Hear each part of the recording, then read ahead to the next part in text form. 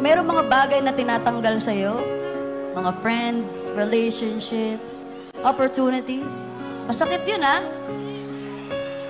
Pero ang ibig sabihin lang nun, you have to let go. You had to let go of something. Because something better is coming.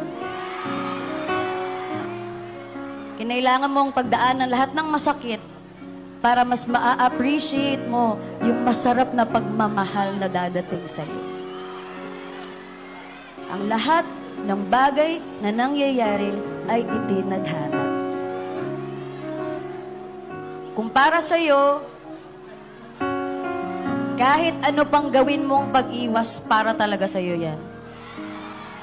In the same way na, kahit ano pang pilit mo, kung hindi talaga para sa'yo, hindi talaga yan para sa'yo.